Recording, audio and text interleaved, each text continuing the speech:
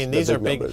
So it's almost like, when you talk about remittances in developing world, you're saving 19% or more in the remittance fee, and it drops right down to the bottom line. If you're getting 10 or 20 bucks in remittances, and suddenly you're getting another 2 or 3 bucks, that's a huge difference. Here, in your area, you're going to knock out huge fees. The banks, of course, now the central banks are related to the commercial banks, and the commercial banks are doing all the fees. Are they willing to break ranks? Well, in some instances they do. I mean, what a central bank really does, it finances a government. That's really what a central bank does.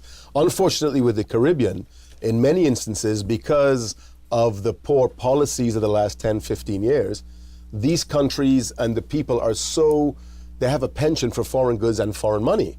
So by extension, our central banks don't even have the capacity to make policy. A situation like right now in the US, which is coming out of recession, rates are going up. In some parts of the Caribbean, where we're in recession, where rates should be going down to stimulate economic activity, rates are going up because they're almost, in a sense, zombie central banks. They don't have monetary policy autonomy. So they are coupled to the to the commercial banks, but they're also coupled to the Fed. But the currencies aren't pegged to the dollar. They're not pegged. But they're just zombie in that they seem to follow along without actually giving any local consideration how these policies might impact them. So you're suggesting that their rates should be going lower. Rates absolutely should be going lower in the Caribbean, certainly in Trinidad, and they're not. They're not, because they simply follow the U.S. because of how inextricably linked that they are. All right, let me ask you this. So a lot of central banks will say the way we come up with our decision, we have a dot matrix, and we have metrics, and we have all kinds of data that we look at, and we come up with our interest rate policy. And but here in your part of the world, because of the economy is within arm's reach of these guys. It's not a sprawling $20 trillion economy. They can look out their window and see what's going on. So they don't need all that sophisticated dot matrix stuff. They can simply look. Now, will this your company BIT, which is blockchain meets central bank, how can it help them make that kind of a more informed decision? It's a stable coin, we know that. Right. But how does it enable them to get a clearer view?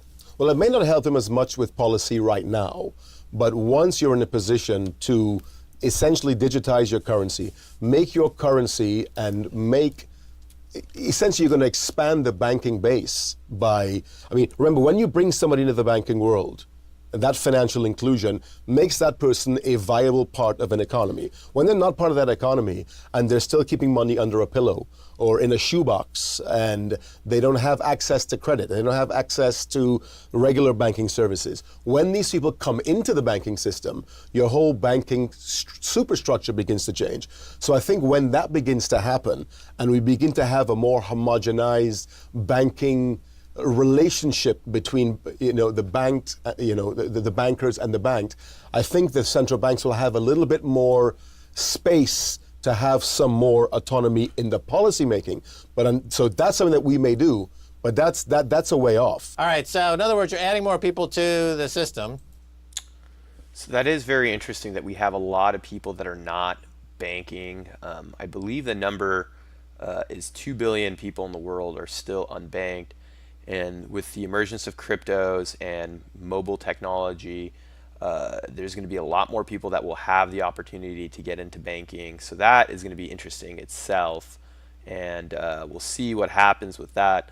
And that's why, like I said, once again, cryptos right now are down, but I'm not really worried about it, because if you watch this interview, I'll be posting the entire thing in a couple of clips. It really goes into the use case of cryptocurrencies. And when prices are down and you actually need some motivation to encourage you to buy, especially once Bitcoin goes under 7,000, 6,000, I think these are great prices to continue to buy or dollar cost average in if you haven't. Maybe watching some of this content and educating yourself will give you the confidence to believe that there is a long-term use for cryptocurrencies. But let me know your thoughts and what you guys think, and I will talk to you guys soon.